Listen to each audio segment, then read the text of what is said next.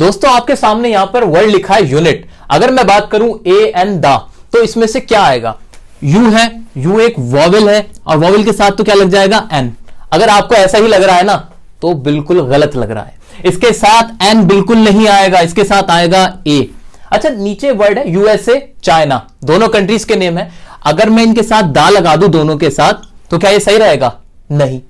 USA के साथ दा आएगा और चाइना के साथ दा नहीं आएगा। और क्यों आएगा, क्यों नहीं आएगा, इस रीजंस को जानने के लिए आपके लिए वीडियो बनाई गई है। बहुत ज्यादा रिसर्च के बाद ऐसे ऐसे कॉन्सेप्ट हमने इसमें क्लियर किए हैं जो आपके अभी तक क्लियर नहीं होंगे, और कॉम्पिटिटिव एग्जाम्स में यही सब तो पूछा जाता है। तो जल्दी से इस वीडियो को देख लीजिए और अपने सारे डाउट्स क्लियर कर लीजिए।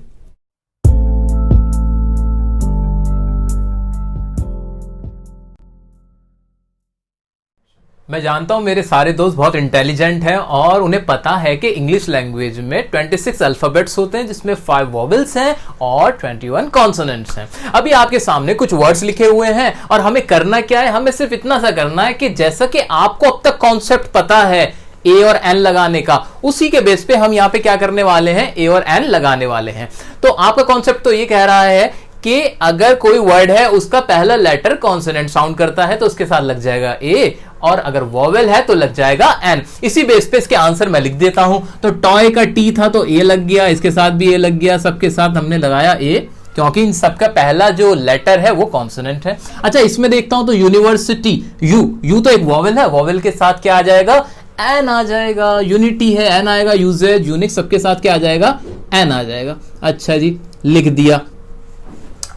लेकिन अगर आपको लग रहा है यहां इन सबके साथ एन आएगा, तो ये आंसर बिल्कुल गलत है। जी हां, ये बिल्कुल गलत है। आप गलती करते हुए आ रहे हो, एग्जाम्स में गलत कर रहे हो, बोलने में गलत कर रहे हो, लिखने में गलत कर रहे हो, हर जगह ये गलती आप रिपीट करते चले आ रहे हो और आपको ऐसा लग रहा है जैसे आप बिल्कुल सही कर रहे हो।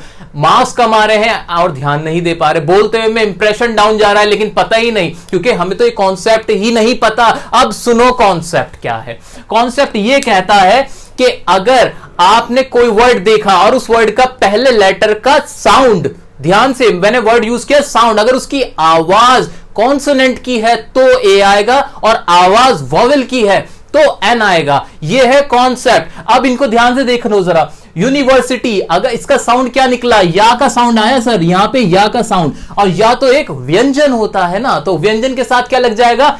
ए लग जाएगा, ना कि एन। ऐसे यूनिटी, यूनिटी में आवाज किसकी आई? फिर से या की आवाज आई, और या व्यंजन है, व्यंजन के साथ क्या आएगा? ए आएगा। यूजेज, या ए आएगा। यूनिक, यूनिक के साथ क्या आएगा? ए आएगा। अच्छा, एक और वर्ड लिखता हूं, अब आप बताओ मुझे कि इसके साथ क्या आएगा। मैंने लिखा अम्ब्रेला, अम्ब्रेला में भी यू ही है, लेकिन आवाज क्या निकली इसकी? साउंड क्या आया? अ, और अ क्या होता है? एक स्वर होता है, इसके साथ आएगा एन। क्या आएगा इसके साथ? एन आएगा। ऐसे यहां पर भी आप देखोगे इन सबके साथ ए आया है, जो कि लॉजिकल है, क्योंकि सबके साउंड कॉन्सोनेंट है। साउंड किसके हैं? व्यंजन के हैं। तो ये था कॉन्सेप्ट जो आपको अब तक नहीं मालूम था, और अब मैं उम्मीद करता हूं आप कभी नहीं भूलोगे और कभी ये गलतियां तो रिपीट नहीं करोगे। अब कुछ एग्जाम्पल्स के जरिए अपना ये कॉन्सेप्ट और भी पक्का कर लेते हैं। आइए देखते हैं। पहला एग्जाम्पल है ही इज डैश अननोन गाय। अब अननोन, अननोन में ये साउंड किस चीज का आया? अ का साउंड आया। किसका आया? अ का साउंड आया, और इसके साथ मैं क्या लगा दूंगा? एन लगा दूंगा। ठीक है। नेक्स्ट एग्जाम्पल है शी इज एजुकेटेड पर्सन। अब देखना कुछ नहीं है, सिर्फ आवाज को सुनना है। ए में किसकी आवाज आई? ए की आई, और ये भी क्या आ जाएगा? एन हो जाएगा। अगला एग्जांपल है हमारा this is dash uniform rule. अब इसमें आवाज किसकी आई? या की आई। सावधान, सावधान, यहां पे आवाज आई या की, और या तो एक व्यंजन है, कॉन्सोनेंट है, कॉन्सोनेंट के साथ क्या आ जाएगा? ए आएगा सिर्फ। अगला है हमारा माय फादर इज। अब यहां क्या करें? MBBS। कहीं नहीं भटकना, माइंड में बहुत क्लियर रख लो कि आपको याद रखना है साउंड। अब एम का साउंड क्या हुआ? एम के साउंड में भी तो ए की आवाज आई, एम, तो इसके साथ भी क्या लग जाएगा? एन लग जाएगा। जी हां, अगर कोई एब्रिविएशन होती है तो उसको भी हमें साउंड में देखना है। अगर यहां एस होता तब भी एन आ जाता, लेकिन अगर यहां पर होता पी तो पी कुछ नहीं हो सकता था। मान लीजिए PIC कुछ इस तरह से होता, तो अब हम यहां पे ए ही रखते। अगला है हमारा यू आर नॉट, और यहां पर भी क्या आ गया? अ की साउंड आई, तो यहां भी लग गया एन।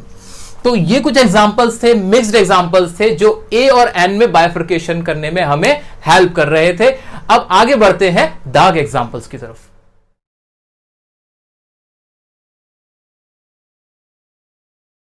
दोस्तों अब मैं आपसे कुछ शेयर करना चाहता हूं। मेरे लास्ट बर्थडे पे मेरे पापा ने ना मुझे एक पेन गिफ्ट किया था, ये पेन, और ये पेन मेरे पास हमेशा रहता है। अच्छा, तो आपको याद है ना ये पेन, तो ये वाला पेन है वो। ओके, तो अगर मुझे इसकी इंग्लिश बनानी हो तो मैं क्या इंग्लिश लिखूंगा? मैं इंग्लिश लिखता हूं, मान लीजिए इसकी इंग्लिश बनी दिस इज द पेन।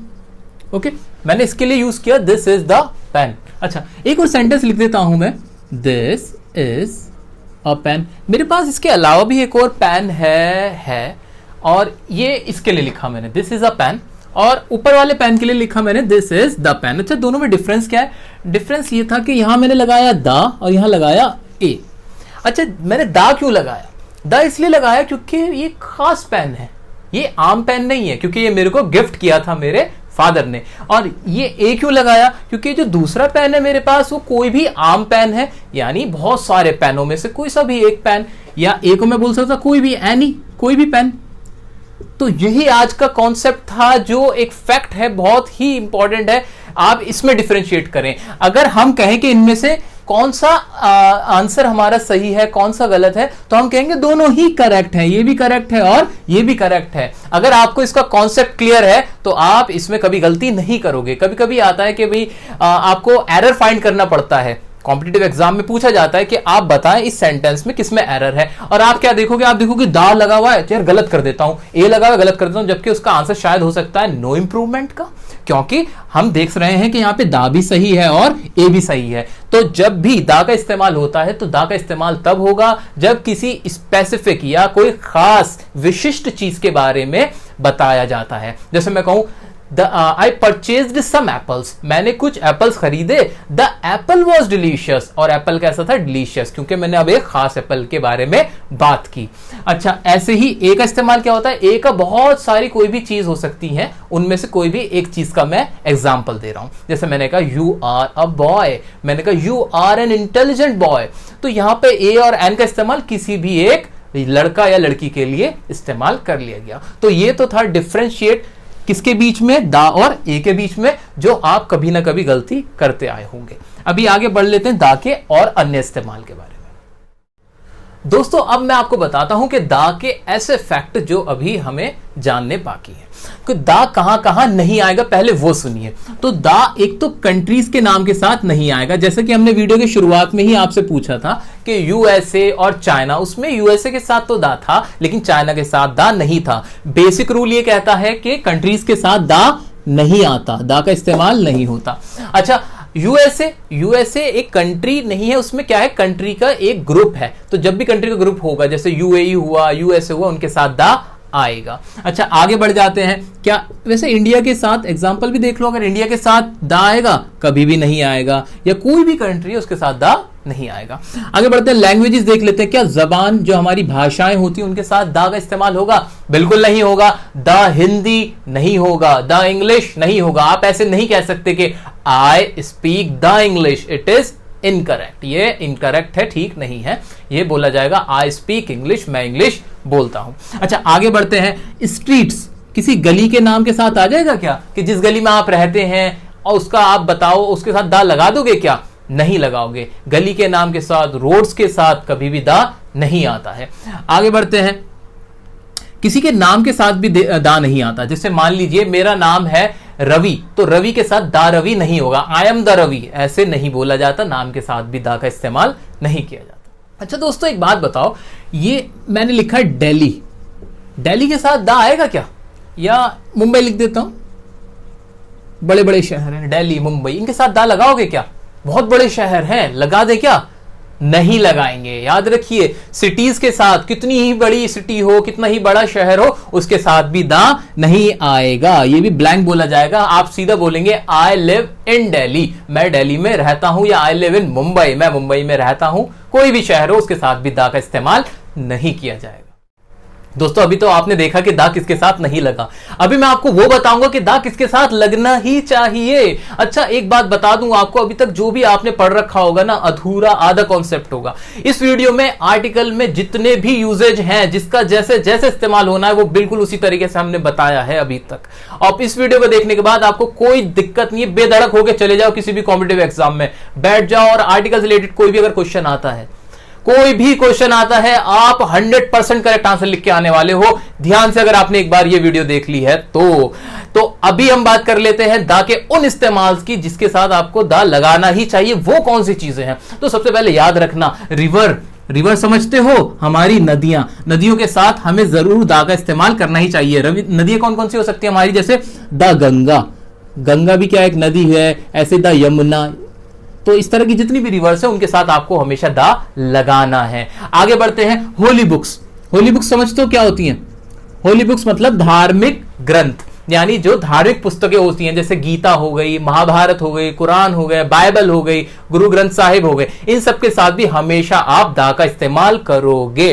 तो एग्जाम्पल्स हमने तो देख ही लिए एक बार, और आपको बताता हूं, जैसे the holy Bible, the Gita etcetera, जितनी भी होली बुक्स हैं आप उन सब के साथ दा लगाओ। अब अगली क्लास की बात करते हैं, तो न्यूज़पेपर्स के साथ यानी अखबारों के साथ भी ना दा का इस्तेमाल किया जाता है। जैसे कि अगर कोई अखबार का नाम है हिंदुस्तान टाइम, तो हम बोलेंगे द हिंदुस्तान टाइम्स। ऐसे अगर किसी अखबार का नाम है द न्यूयॉर्क टाइम्स, तो आप पाओगे कि अखबारों के नाम के साथ भी दा का इस्तेमाल किया जाता है। अब अगला इस्तेमाल है दा का जो बहुत इंपॉर्टेंट है, वो आप याद रखना। एक होती है क्लास समझते हो कि जिससे पूरा वर्ग ही समझा जाए। जैसे मैंने कहा कैमल, तो कैमल क्या हुआ, एक जानवर का नाम है। जब मैंने बोल दिया द कैमल, तो कैमल से जितनी भी कैमल हैं वो सारे रिप्रेजेंट होते हैं। तो जहां पर पूरे किसी एक क्लास को रिप्रेजेंट किया जाता है, क्लास को दिखाया जाता है, उसके साथ भी दा का इस्तेमाल किया जाता है। तो पूरी क्लास को शो करने के लिए हम दा का इस्तेमाल करते हैं, जैसे the horses, the dogs etcetera. अच्छा लेकिन एक बात याद रखना, कभी भी आप मैन या वुमन का इस्तेमाल करोगे, यानी मैन, आप पूरी मैन जितने भी आदमी हैं उनको आप अगर रिप्रेजेंट करना चाहते हो, तो उनके साथ दा नहीं लगाना, उनके साथ दा नहीं आएगा, उनके साथ डायरेक्ट आएगा मैन और वुमेन, ना दा आएगा ना ए आएगा, कुछ नहीं। आप अपना मैन बोलो और अपनी बात शुरू कर दो। तो अभी हमने सारे इस्तेमाल देखे थे, हमने अपने आर्टिकल्स के वो फैक्ट्स देखे थे जो आपको अभी तक नहीं मालूम थे। उम्मीद करता हूं आपको सारे डाउट क्लियर हुए होंगे, आपका जो भी मिसकंसेप्शन आपके दिमाग में भरा हुआ था सब क्लियर हो गया होगा। तो आपको ये वीडियो कैसी लगी कमेंट करके जरूर बताएं, और हाँ आपके अगर जो जो डाउट्स हैं वो भी जरूर बताना। वीडियो को शेयर करना बिल्कुल ना भूलें, क्योंकि जितनी आपकी शेयरिंग होगी उतना ही कंटेंट लोगों तक पहुंचेगा और ज्यादा से ज्यादा लोगों को फायदा होगा। Thank you.